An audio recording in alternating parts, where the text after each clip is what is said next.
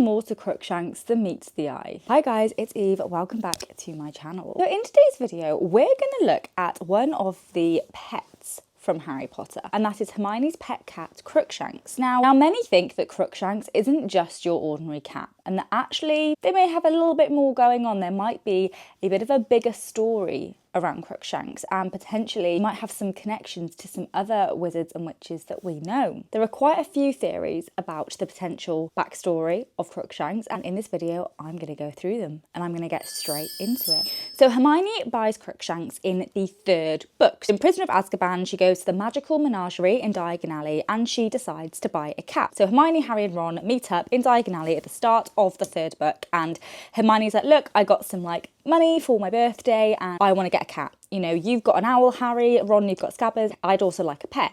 And so they go to the magical menagerie, and when they go there's all these cats, and basically Crookshanks is there. And Crookshanks sees Scabbers and goes mad and jumps at them. Harry and Ron leave, and then Hermione then walks out with Crookshanks. So she purchases Crookshanks in Prisoner of Azkaban. And straight away Crookshanks is showing this disapproval of Scabbers. This disapproval of Scabbers is actually the stem for where a lot of these theories about Crookshanks has come from. Now, theory number one is that Crookshanks used to belong to the Potters. Potentially actually used to belong to Lily, but then obviously Lily was with James, so it became the Potter family cat. Now, evidence for this. Firstly, we know that the Potters had a cat because Wizarding World released a portrait of Lily, James and Harry, and in that portrait they have a cat.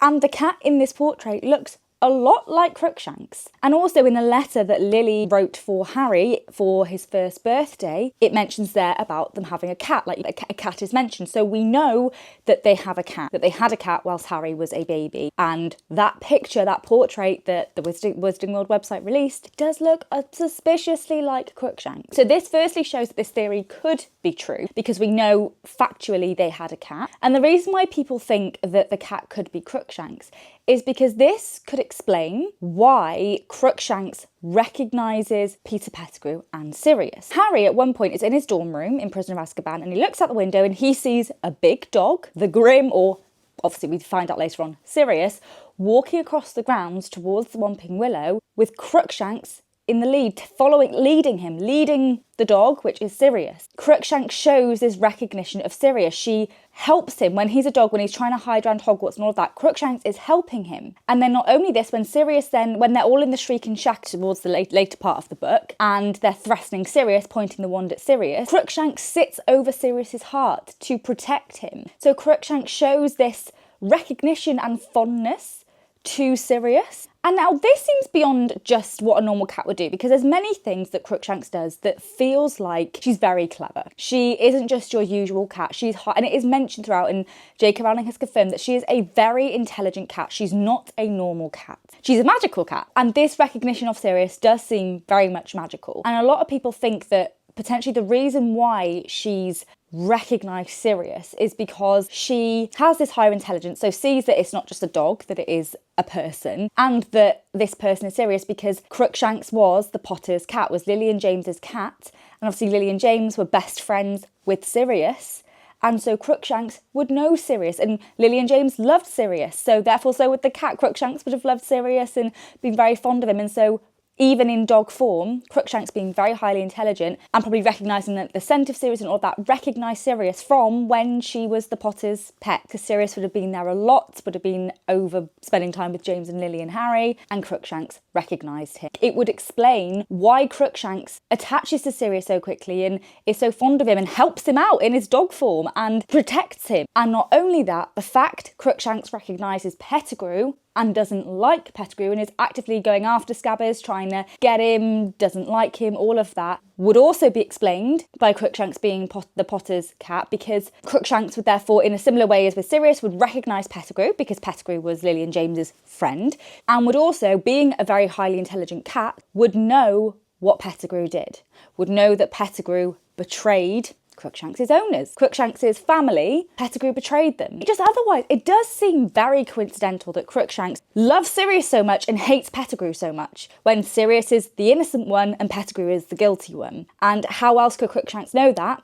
and also recognise them for who they are, even in their animagi form, The perfect explanation is because Crookshanks was the Potter's pet, so knew Peter Pettigrew and Sirius Black really well, and being very intelligent, understood what was going on, understood that Sirius was innocent and that Pettigrew was the one that betrayed James and Lily, betrayed their family. I actually think it makes a lot of sense. And the other bit of evidence here is that when Hermione goes to the magical menagerie and sees Crookshanks, it's mentioned how Crookshanks has been there for a long time, been there for years. And if Crookshanks was the Potter's pet, she would have been there for years because, you know, the Potters had died many years prior and Crookshanks might have had nowhere else to go. Maybe she had another family in the meantime, or escaped Voldemort, ran away or something, and then got picked up and taken to the magical menagerie. So that would tie in. We don't know exactly how long Crookshanks was in the magical menagerie for, but it makes sense them saying that Crookshanks has been there for a long time. I personally think this is a really strong theory, and it's one that I believe. The second theory is that Crookshanks is an animagi. So the main sort of bit of evidence here, that fact that Crookshanks is so intelligent, more intelligent than your ordinary cat. This could be down to Crookshanks actually maybe being part Kneasel, or is Crookshanks an animagi? Is it actually a witch or wizard that can transform into an animal and has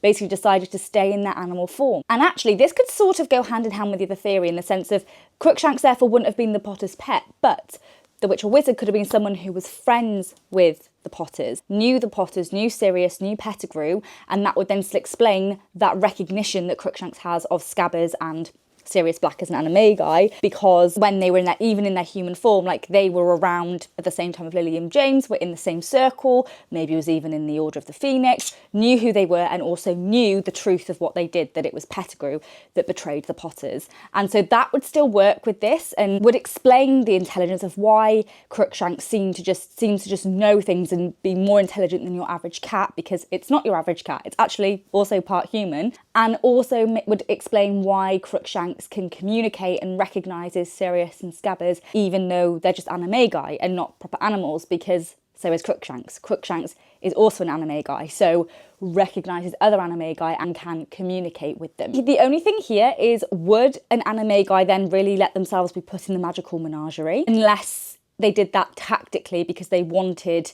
to be chosen by a Hogwarts student to try and spy, even in the hopes that maybe they would end up with someone close to Harry so they could see what was going on with Harry potentially. Maybe they knew that something was brewing, that the Dark Lord's apprentice, that, you know, that prophecy that Trelawney has, maybe they knew that something was about to start, that Pettigrew might come back or something like that, and so they put themselves there basically to try and be chosen by a Hogwarts student so they could be there and see what's going on and try and help. And then they happen to get picked up by Hermione, someone closest to Harry. That could explain why. It's not a complete flaw in the theory about why would they be in the magical menagerie. That could be an explanation as to why. And as to why they would always be a cat, like maybe they just preferred to be in cat form. I mean, look, throughout Prisoner of Azkaban, Sirius is basically always in dog form. Pettigrew spends basically a huge portion of his life as a rat. So we know that happens. So it's still very plausible to assume that this witch or wizard has decided to basically disguise themselves as a cat because they prefer it that way, because maybe they're hiding from something or they're trying to spy or something, and they know the best way to spy is to be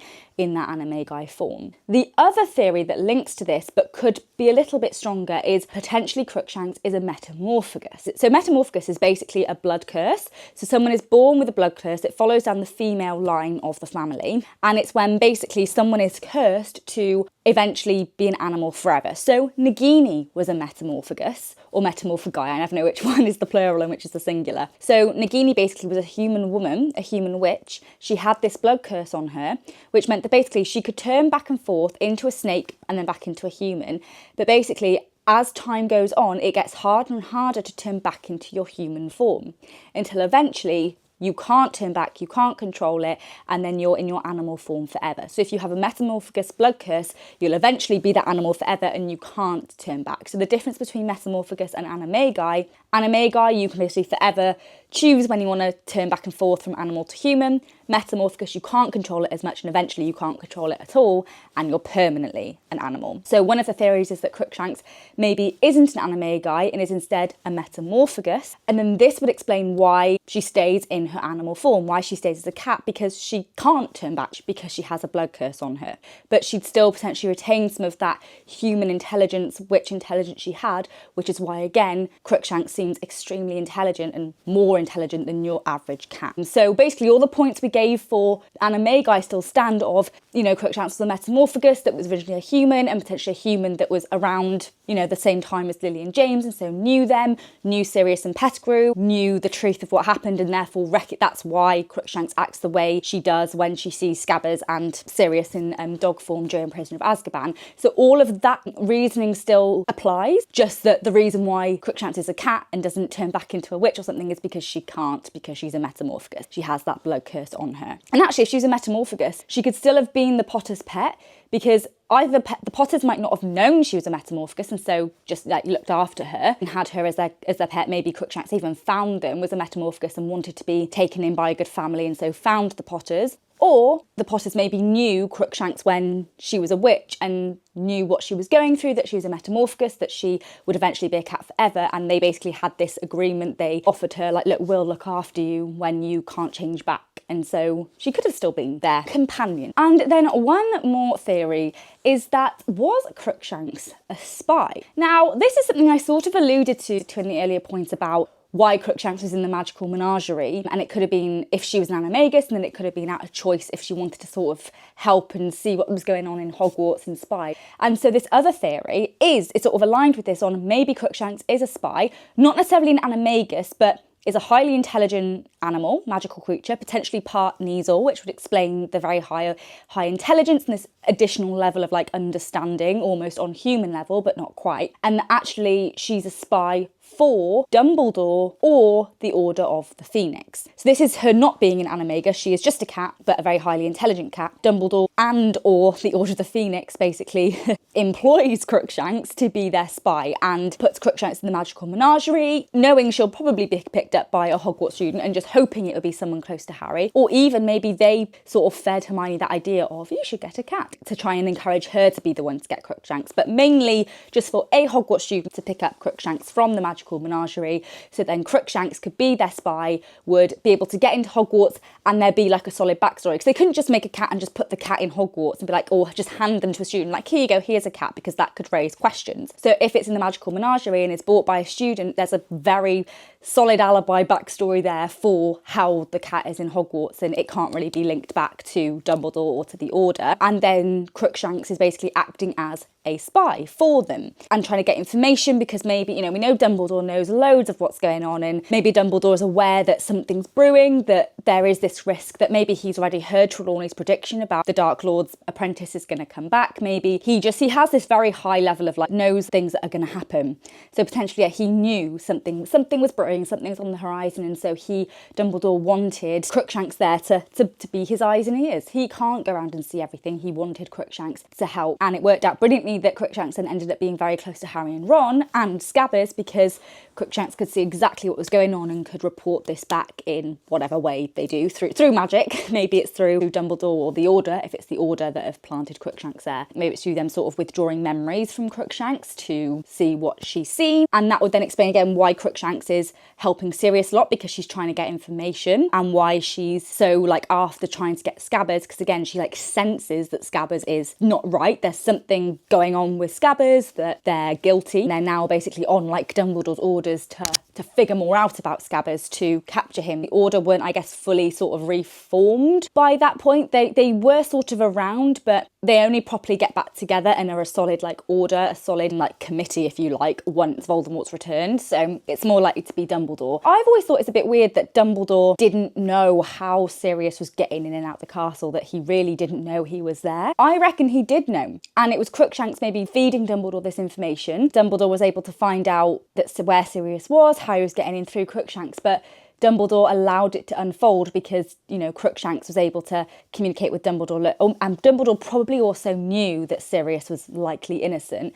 And so Dumbledore was sort of letting the events unfold to see what would happen, in the hope that it would reveal the true culprit, Pettigrew, and worked with Crookshanks basically to help reveal all of this and to help get to the bottom of it, and in the hope that also doing this would be how they solve the issue. But obviously inevitably stuff goes wrong, Lupin turns into a werewolf, Scabbers runs away, and that all goes bad. But I actually do think it's quite a solid theory. Those are the main theories about Crookshanks and what her potential background could be. My personal favourite, and the one that I believe the most, is that Crookshanks was the Potter's cat.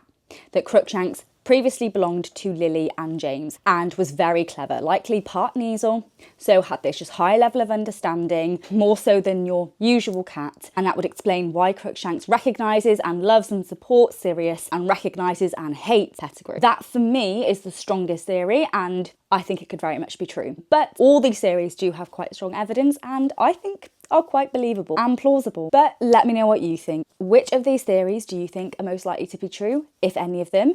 Are there any other theories you have about Crookshanks or any other characters in the series? Let me know in the comments. Thank you so much for watching, guys. I hope you enjoyed it. If you did, I'd be so grateful if you'd smash a big thumbs up. It would mean the absolute world to me.